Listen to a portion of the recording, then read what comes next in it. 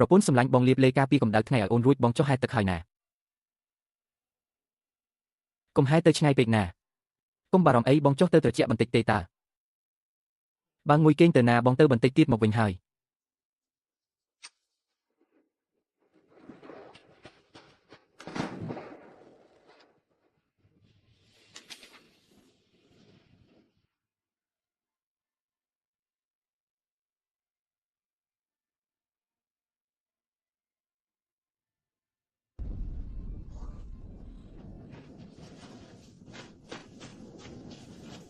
បង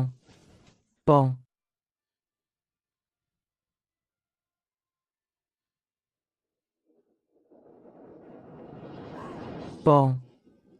បងណែណា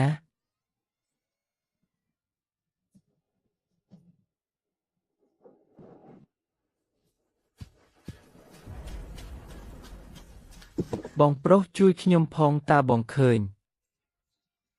បុរសម្នាក់កម្ពស់1.85 ម៉ែត្រពាក់ខោហែទឹកពណ៌ខ្មៅតើគាត់ចុះទឹកតាំងពីពេលណា3 ម៉ោងមុន3 ម៉ោងពេញហើយគ្រប់ផ្នែកប្រយ័ត្នស្វែងរកភ្ញៀវម្នាក់កម្ពស់1.85 ម៉ែត្រពាក់ខោហែទឹកពណ៌លឿងចុះទឹក3 ម៉ោងហើយចាប់ផ្ដើមរុករកភ្លាមគាត់ឈ្មោះលីនហៅសូមជួយរកគាត់ឲ្យឃើញផងមិនអាចទេគាត់មិនអាចមានរឿងអីទេលីនហៅអ្នកត្រូវតែប្រយ័ត្នខ្លួនណា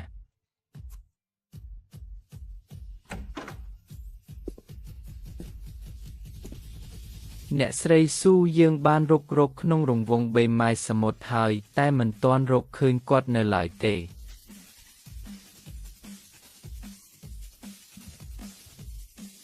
អ្នកស្រីស៊ូថ្ងៃនេះយើងបានពង្រីកការរកហើយតែនៅតែរកលោកលីនហៅមិនឃើញអ្នកស្រីស៊ូអ្នកគួរតែញ៉ាំអីបន្តិចសិនទៅ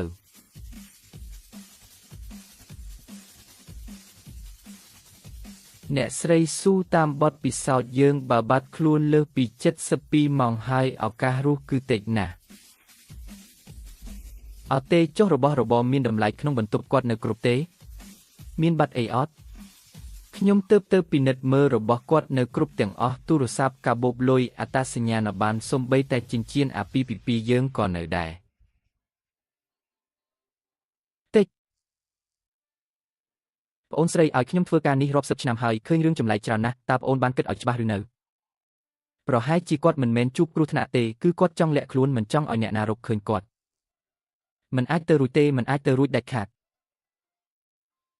ប្អូនស្ងប់អារម្មណ៍សិនទៅហើយគិតឲ្យល្អិតល្អន់ទៅ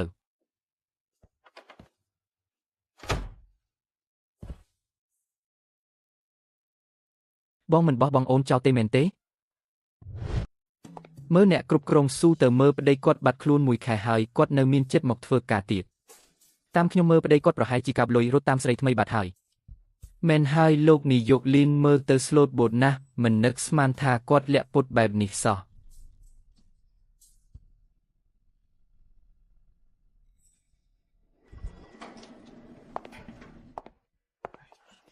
ជំរាបសួរអ្នកគ្រប់គ្រងស៊ូ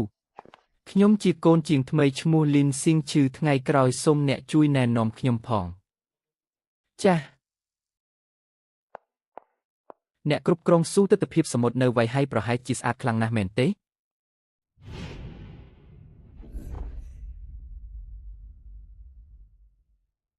តើអ្នកដឹងបានមិនថាខ្ញុំធ្លាប់ទៅវៃ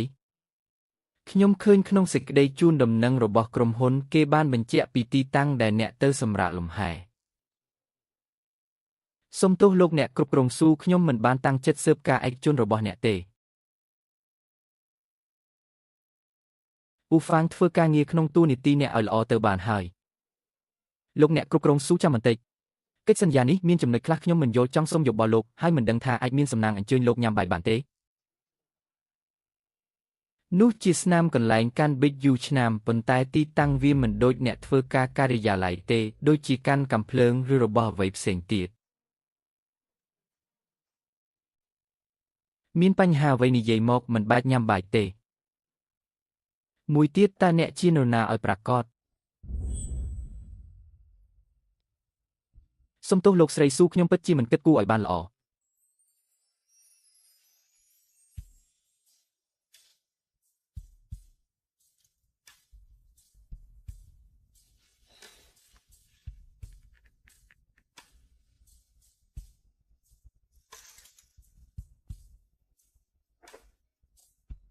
តើគាត់ជានរណាឲ្យប្រាកដ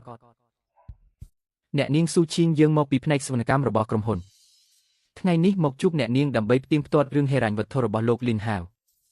មុនថ្ងៃបាត់ខ្លួនលោកលីនហាវបានលួចដកលុយក្រុមហ៊ុន2លានយ៉នចេញពីកណីមិនអាចទៅរួចទេរឿងនេះមិនអាចទៅរួចដាច់ខាតការពិតនៅចំពោះមុខហើយមើលទៅគាត់ពិតជាលួចលុយរត់មែនអ្នកនាងស៊ូឈីង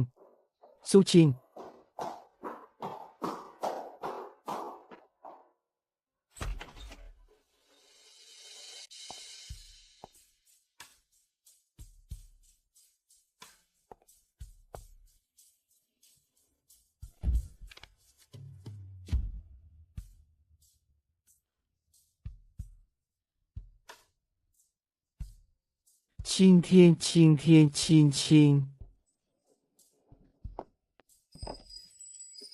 សូមស្វាគមន៍តើលោកចង់ពិសាអ្វីដែរអ្នកគឺស៊ូឈីងហៅមែនទេបាទខ្ញុំផ្ទាល់តើលោកមានការអ្វីដែរលីនហាវណែណាពួកអ្នកលាក់លុយរត់2លាននោះណែណាលីនហាវរស់នៅជាមួយខ្ញុំសប្បាយចិត្តណាស់បើធៀបនឹងការនៅជាមួយមនុស្សត្រជាក់ស្រេបដូចជាអ្នកគាត់មានសេរីភាពជាងច្រើនខ្ញុំមិនជឿទេលីនហាវមិនក្បត់ខ្ញុំដាច់ខាតអ្នកសាកមើលដោយខ្លួនឯងទៅយើងនៅជាមួយគ្នា3ឆ្នាំហើយបើមិនមែនព្រោះតែអ្នកមិនព្រមលែងដៃមិនព្រមលែងលេះទេគាត់ប្រហែលជាទៅឆ្ងាយជាមួយខ្ញុំយូរហើយគាត់ធុញទ្រាន់នឹងចរិតត្រជាក់ស្រេបរបស់អ្នកយូរហើយរស់នៅជាមួយអ្នកមិនស្មើនឹងនៅជាមួយដុំធ្នូមួយដុំផង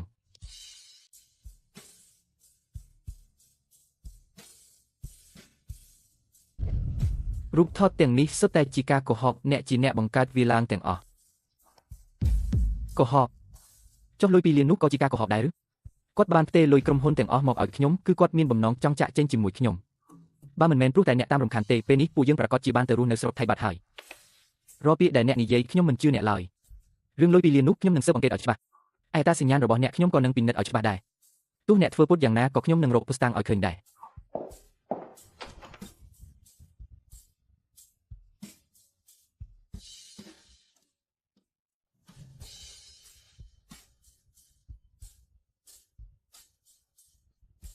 តើថ្ងៃណាមួយគាត់នឹងបាត់ខ្លួនទៅដោយមិនដឹងខ្លួនមែនទេក្មេងល្ងងឲ្យខ្ញុំអាចទៅណាបានអ្នកនៅទីណាខ្ញុំនឹងនៅទីនោះដែរ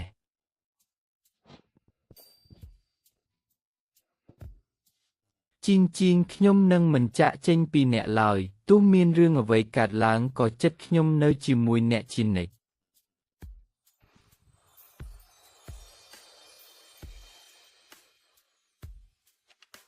លីងហាវតើអ្នកណែណាតើអ្នកជួបនឹងរឿងអ្វីទៅ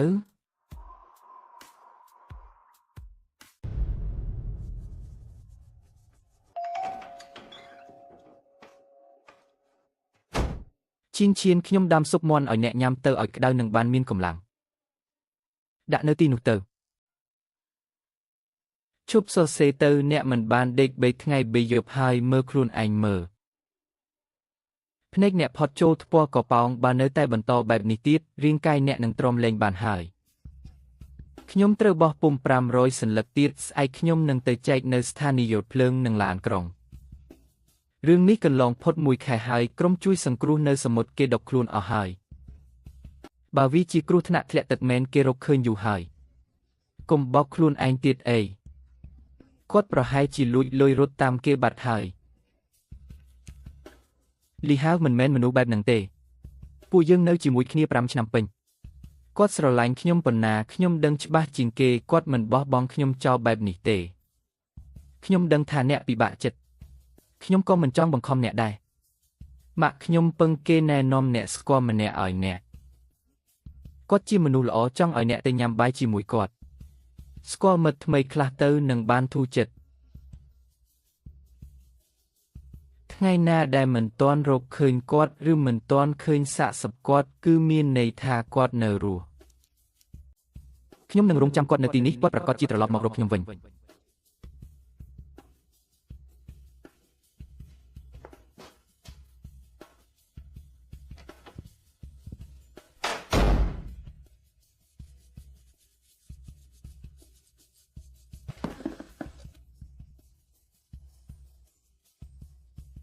Alo សួស្តីតើអ្នកមែនទេ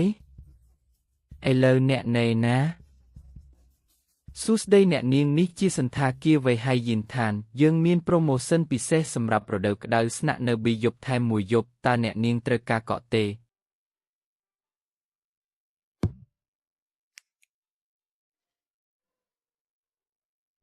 សំឡេងខ្យល់បក់កាត់ដើមឈើស្ងប់ស្ងាត់ណាស់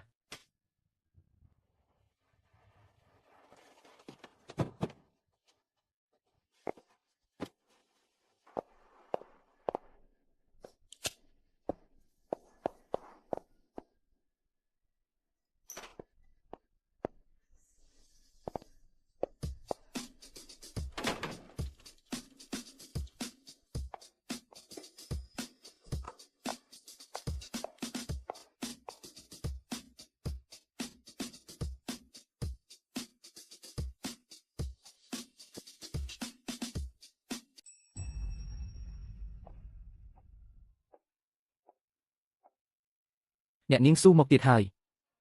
ថ្ងៃនេះចង់ពិសាអ្វីដែរយើងទើបមានតែថ្មីរសជាតិឆ្ងាញ់ណាស់ខ្ញុំមិនកុំម៉ងទេ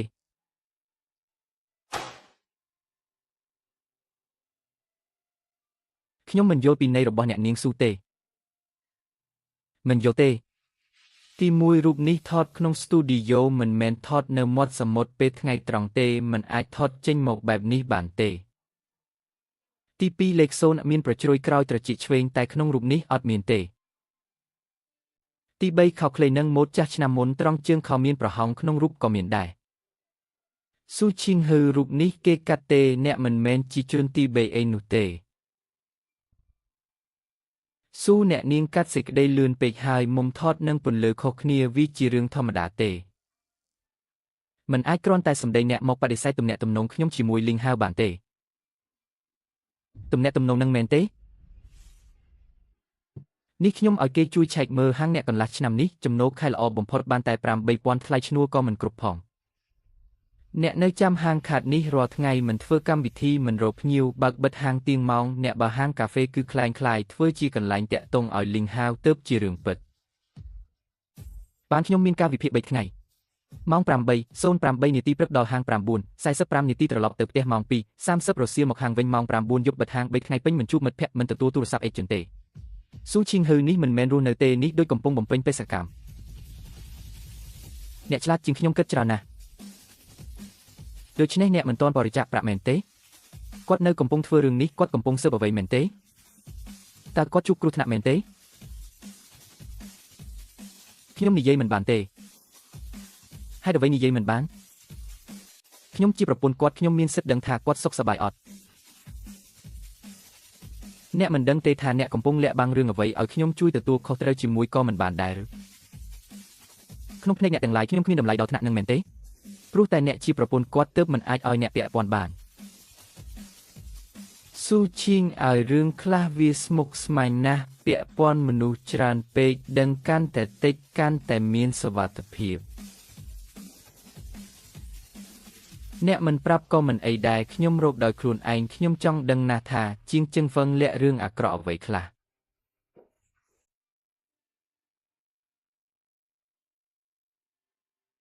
គាត់ដឹងហើយក៏រកឃើញដល់លោកចាំងដែរលាក់លែងចិត្តហើយខ្ញុំដឹងហើយពេលនេះអ្នកកុំទាន់ធ្វើអ្វីក្រៅពីនេះខ្ញុំរៀបចំខ្លួនឯង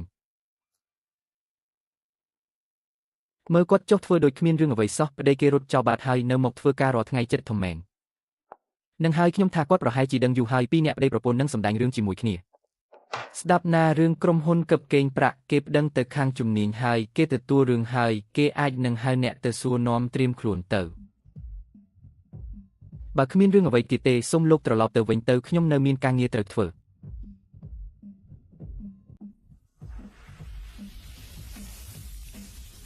លោកប្រធានចិនសួស្ដីតើពូលោកក៏កំពុងស៊ើបអង្កេតលើជាងចឹងហុងមែនទេរឿងនេះពាក់ព័ន្ធនឹងគាត់មែនទេសំណុំរឿងកំពុងស៊ើបអង្កេតមិនអាចប្រាប់លម្អិតបានទេអ្នកត្រូវការពារខ្លួនបើមានអ្វីខុសប្រក្រតីត្រូវតាក់ទងមកយើងភ្លាមប៉ូលីសនឹងការពារសុវត្ថិភាពអ្នកគ្រប់គ្រងស៊ូផឹកទឹកបន្តិចទៅមើលទៅអ្នករវល់តាំងពីព្រឹកមុខមាត់មិនសូវល្អសោះស្នាមរបួសលើដៃអ្នកនេះគឺបានមកពីការវឹកហាត់ពីមុនមែនទេអូមិនមែនទេគឺការពីនៅរៀនលេងបាល់ប៉ះទង្គិចដោយចៃដន្យទើបមានស្នាមរបួសនេះមែនទេ លោកស្រីស៊ូធ្វើការទៅខ្ញុំមិនរំខានទេមានការអីហៅខ្ញុំបានណាមនុស្សម្នាក់នេះមិនមែនត្រឹមជាអ្នកហាត់ការធម្មតាទេមិនសាមញ្ញឡើយ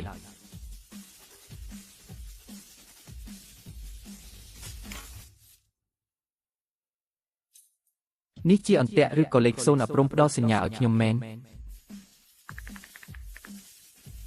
លោកស្រីស៊ូលោកស្រីនឹងទៅណា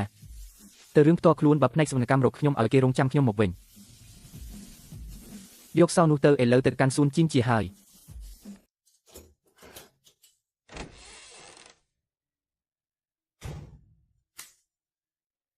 សួស្តី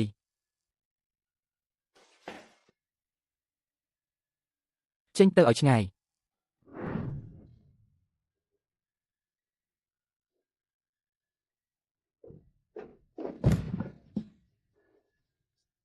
អ្នករកឃើញខ្ញុំមែនស៊ូឈិនបើអ្នកទៅឥឡូវនេះនៅតាន់របស់ខ្លះបើប្រហើយគឺដាច់មិនដាច់ទេទៅហេតុអ្វីខ្ញុំត្រូវទៅក្នុងនេះមានភស្តុតាងពីបទល្មើសរបស់ជាងចឹងហុងមែនទេពួកអ្នកខំសម្ដែងរឿងអស់3ខែមកនេះគឺដើម្បីការពារប្រអប់នេះមែនទេស្ដាប់ខ្ញុំណាឥឡូវនេះចេញពីទីនេះទៅ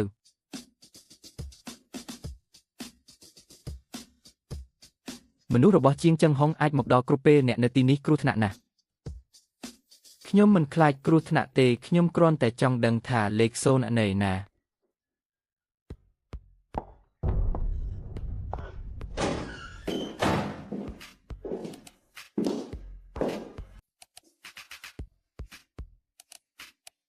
អ្នកនាងស៊ូមែនទេពួកយើងជាកូនចៅលោកជាងផ្ដាំមកថាអ្វីដែលមិនមែនជារបស់អ្នកកុំប៉ះពាល់អ្វីដែលមិនមែនជារឿងអ្នកកុំចង់ដឹងរស់នៅស្ងៀមទៅទើបល្អសម្រាប់អ្នកលោកជាងចឹងហុងមែនទេម៉េចខ្លាចខ្ញុំយករបស់ក្នុងហឹបនេះទៅប្រគល់ឲ្យការរហូតខូចការងារគាត់មែនទេខ្ញុំសូមណែនាំឲ្យអ្នកចេះគិតបន្តិចទុកហឹបនេះចោលទៅរឿងថ្ងៃនេះចាត់ទុកថាគ្មានអ្វីកើតឡើងចុះសុំទោសផងមុនមកទីនេះខ្ញុំបានរីកាទៅខាងសន្តិសុខរួចហើយក៏បានផ្ញើទីតាំងឲ្យពួកគេដែរបងឲ្យបើឈប់បានឈប់ទៅបើឲ្យសន្តិសុខមកយើងពិបាកពន្យល់លោកចាំងណាបានអញពិតជាខ្លាំងមែនចាំមើលសិនទៅអ្នកពិតជាបានរីកាទុកមុនមែនមិនខ្លាចជាអន្ទាក់ទេត្រៀមខ្លួនឲ្យរួចរាល់ចុះឥឡូវនិយាយបានហើយឬនៅលេខ0នៅណាលោកស៊ូសំណាងហើយដែលអ្នកមិនអីសុំទោសលោកស៊ូដែលលាក់បាំងអ្នកយូរម្លេះខ្ញុំមិនមែនជាអ្នកហាត់ការទេខ្ញុំត្រូវបានលេខ0ឲ្យចាត់មកការពារអ្នកអ្វីអ្នកថាគាត់ចាត់មកនៅទីនេះមិនសុវត្ថិភាពទេទៅនិយាយនៅហាងកាហ្វេខ្ញុំវិញលោកស៊ូឲ្យខ្ញុំសុំទោសដែលបានលាក់បាំងអ្នកយូរមកហើយកាលពី3ឆ្នាំមុនខ្ញុំជួបគ្រោះថ្នាក់ចរាចរណ៍អ្នកបើកបរត់បាត់គឺបងលីងហៅឃើញហើយបញ្ជូនខ្ញុំទៅមន្ទីរពេទ្យគាត់ថែមទាំងជួយចេញថ្លៃព្យាបាលនិងរកគ្រូពេទ្យព្យាបាលឲ្យខ្ញុំទៀតជីវិតនេះអាចនិយាយបានថាគាត់ជាអ្នកជួយសង្គ្រោះលើកនេះបងលីងហៅស៊ើបពីរឿងជាងចឹងហុងគាត់ដឹងថាគេចិត្តដាច់ណាស់ខ្លាចគេធ្វើបាបអ្នកទើបឲ្យខ្ញុំចូលក្រុមហ៊ុនធ្វើជាអ្នកហាត់ការដើម្បីនៅក្បែរការពារអ្នកស្នាមកន្ត្រាក់លើដៃអ្នកនិងរបៀបដើររបស់អ្នកមិនដូចអ្នកហាត់ការទើបបញ្ចប់ការសិក្សាទេកាលពី3ខែមុនពេលបងលីងហៅពិនិត្យឲ្យកណនីគម្រោងក្រុមហ៊ុនគាត់រកឃើញថាជាងចឹងហុងប្រើឈ្មោះគម្រោងមនុស្សចាស់ដើម្បីប្រមូលលុយខុសច្បាប់មនុស្សចាស់ជាច្រើនបានដាក់លុយសន្សំពេញមួយជីវិតចូលទៅសរុបទៅរាប់សិបលានជាងឆុងបានលួចផ្ទេរលុយទៅកណនីក្រៅប្រទេសគិតចង់រត់គេចខ្លួនគាត់បានជីកកកាយរឿងកណេឲ្យនេះរហូតរកឃើញសំណុំរឿងចាស់កាលពី20ឆ្នាំមុនកាលនោះឪពុករបស់លីនហៅគឺជាវិស្វករសំណង់គាត់មានគម្រោងជីវភាពសំខាន់មួយក្នុងដៃជាងចិនហុងពេលនោះគ្រាន់តែជាមេការតូចម្នាក់គាត់ចង់ដណ្ដើមគម្រោងនេះតែត្រូវលោកពូលីនបដិសេធគាត់ចងគំនុំក្នុងចិត្តរួចលួចដុតរោងកម្មករនៅកន្លែងសាងសង់កណ្ដាលយប់ថ្ងៃនោះម៉ាក់ប៉ាខ្ញុំកំពុងរៀបចំឯកសារនៅទីនោះលោកពូលីនបានរត់ចូលទៅជួយសង្គ្រោះហើយបានបីខ្ញុំដែលទើបតែអាយុ8ឆ្នាំចេញមកពេលគាត់ត្រឡប់ទៅជួយម៉ាក់ប៉ាខ្ញុំវិញជួយឡើងផងគាត់មិនបានចេញមកទៀតទេពូលេនមុនស្លាប់បានផ្ដាំប៉ាម៉ាក់ខ្ញុំឲ្យជួយមើលថែលេនហៅដែលនៅក្មេងហើយគាត់បានទុកប្រអប់នេះឲ្យក្នុងនេះមានភស្តុតាងដែលយ៉ែងហ្សេងហុងលួចដល់ផ្ទះពូលេនថាចាំលេនហៅមានសមត្ថភាពការពារខ្លួនសិនចាំប្រគល់ប្រអប់នេះឲ្យគាត់ដូច្នេះហើយបានជាប្រហែលឆ្នាំនេះអ្នកនៅតែចាំថែរក្សាប្រអប់នេះនិងលេនហៅប៉ាម៉ាក់ខ្ញុំស្លាប់ចោលតាំងពីក្មេងខ្ញុំបើកហាងកាហ្វេនេះទី1គឺដើម្បីរស់ទី2គឺព្រោះហាងកាហ្វេមានមនុស្សចេញចូលច្រើនងាយស្រួលតាមដានសកម្មភាពយ៉ែងហ្សេងហុងនិងប្រមូលភស្តុតាងបទល្មើសគាត់កន្លះឆ្នាំមុនលេនហៅរកខ្ញុំឃើញគេថាគេរកឃើញរឿងយ៉ែងហ្សេងហុងប្រមូលលុយខុសច្បាប់ហើយចង់បើកកកាយរឿងចាស់នេះឡើងវិញពួកយើងក៏រួមគ្នាគម្រោងរឿងនេះ Hai đứa bayធ្វើពោលជាបាក់ខ្លួនហើយអ្វីមិនដឹងប៉ូលីសទៅជាងចឹងហុងរកស៊ីនៅទីនេះជាង20ឆ្នាំហើយខ្សែស្រឡាយគាត់ច្រើនណាស់ព្រឹងឥឡូវមិនត្រឹមតែផ្ដួលគាត់មិនបានទេតែថែមទាំងធ្វើឲ្យគាត់ដឹងខ្លួនហើយកំទេចភស្តុតាងរួចរត់បាត់អ្វីដែលសំខាន់ជាងនេះគាត់ដឹងថាជាងចឹងហុងខូខើណាស់បើដឹងច្បាស់ជាគេតាមសម្លាប់អ្នកហើយយកអ្នកមកគំរាមគាត់ដូច្នេះរូបថតនៅឆ្នេរខ្សាច់និងរឿងលួចលុយរត់តាមគ្នាសុទ្ធតែជាឆាកល្ខោនដែលសម្ដែងឲ្យជាងចឹងហុងមើលគាត់និយាយថាទោះបីអ្នកស្អប់គាត់មួយជីវិតក៏ដោយក៏ប្រសើរជាងឲ្យអ្នកមានរឿងដែរ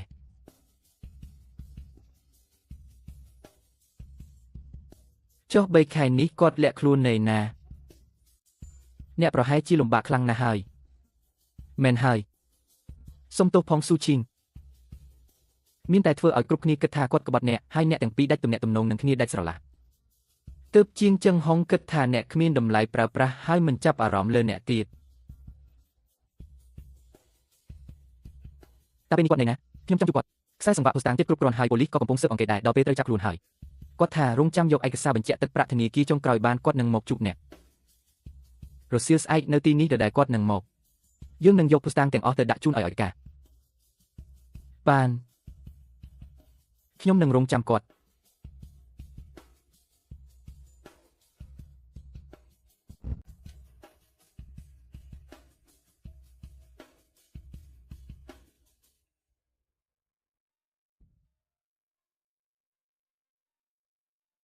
ឈៀន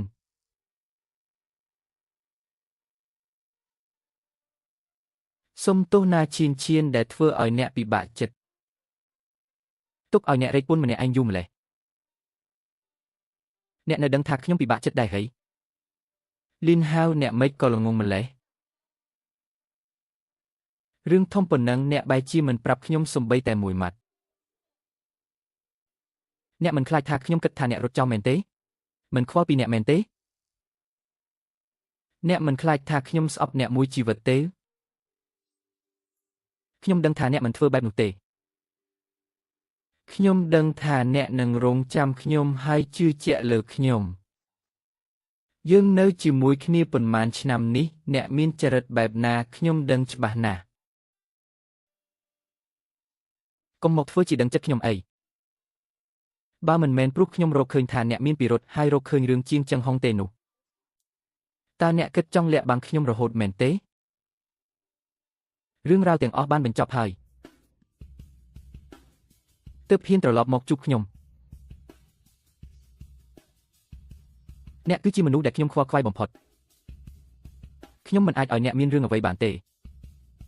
ជីងសុំទោសណាធ្វើឲ្យអ្នកត្រូវរងពាក្យសម្ដីគេរិះគន់ម្នាក់ឯងក្រោយមកគុំធ្វើបែបនេះទៀតណាមិនថាមានរឿងអ្វីកើតឡើងទេត្រូវប្រាប់ខ្ញុំយើងរួមគ្នាដោះស្រាយខ្ញុំស៊ូឈីងមិនមែនជាផ្កាក្នុងផ្ទះកញ្ចក់ទេខ្ញុំអាចរួមសុខរួមទុក្ខជាមួយអ្នកបានខ្ញុំសន្យាជាមួយអ្នកក្រោយមកនឹងមិនលាក់បាំងអ្នកទៀតទេមិនថាជារឿងធំប៉ុណ្ណាយើងនឹងរួមគ្នាដោះស្រាយទីបំផុតរឿងនេះត្រូវបញ្ចប់ហើយចាំយកភស្តុតាងទៅដាក់ជូនហើយចាប់ខ្លួនចាងចឹងហុងបានគ្រប់យ៉ាងនឹងល្អប្រសើរមែនហើយរងចាំអស់20ឆ្នាំទីបំផុតអាចរកយុត្តិធម៌ឲ្យពូលីនបានហើយស្អែកយើងទៅការិយាល័យឲ្យការយកភស្តុតាងទាំងអស់ទៅដាក់ជូនប៉ូលីសក៏កំពុងស៊ើបអង្កេតដែរយើងសហការជាមួយគេនឹងអាចឲ្យចាងចឹងហុងទទួលទោសតាមច្បាប់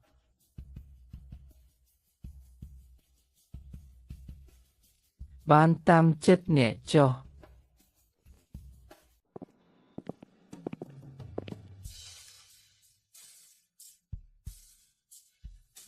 អរគុណខ្លាំងណាស់ដែលបានផ្ដល់ភស្តុតាងសំខាន់មកឲ្យតាមពិតយើងបានបើកការស៊ើបអង្កេតលើគម្រោងប្រមូលមូលនិធិសោធនិវត្តន៍របស់ជាងចឹងហុងយូរមកហើយតែយើងខ្វះភស្តុតាងសំខាន់បំផុតឯកសារដែលអ្នកយកមកនេះគឺបំពេញចន្លោះដ៏សំខាន់បំផុតបានគ្រប់គ្រាន់ចុះលុយរបស់មនុស្សចាស់ទាំងនោះតើអាចទាមទារត្រឡប់មកវិញបានទេកុំបារម្ភអីភាគច្រើនអាចទាមទារមកវិញបានក្រោយមកយើងនឹងអនុវត្តតាមនីតិវិធីដើម្បីប្រគល់ជូនអ្នករាល់គ្នាវិញ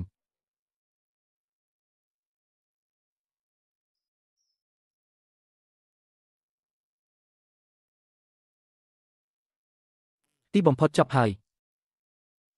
មែនហើយ ទៅមុខយើងអាចរស់នៅដោយសុខស្រួលហើយមិនបាច់លាក់ខ្លួនឬភ័យខ្លាចទៀតទេមួយសប្តាហ៍ក្រោយមកខាងអាជ្ញាធរបានចេញសេចក្តីប្រកាសជាផ្លូវការថាជនសង្ស័យឈ្មោះជីនចឹងហុងបានប្រព្រឹត្តបទល្មើសច្បាប់ប្រាក់និងបទល្មើសដុតបំផ្លាញទ្រព្យសម្បត្តិភស្តុតាងគ្រប់គ្រាន់ហើយគាត់ត្រូវបានស្ថាប័នឲ្យការអនុញ្ញាតឲ្យចាប់ខ្លួនតាមច្បាប់ហើយសំណុំរឿងកំពុងដំណើរការបន្តលុយដែលច្បោកបានភាគច្រើនត្រូវបានបង្កប់និងដកហូតមកវិញហើយនឹងត្រូវប្រគល់ជូនជនរងគ្រោះតាមនីតិវិធីយុត្តិធម៌មិនដែលរំលងអ្នកណាឡើយលេងឲ្យអ្នកនៅម្នាក់ឯងទៀតហើយណាបាទទៅមិនថាមានរឿងអ្វីកើតឡើងទេយើងត្រូវតែប្រឈមមុខជាមួយគ្នា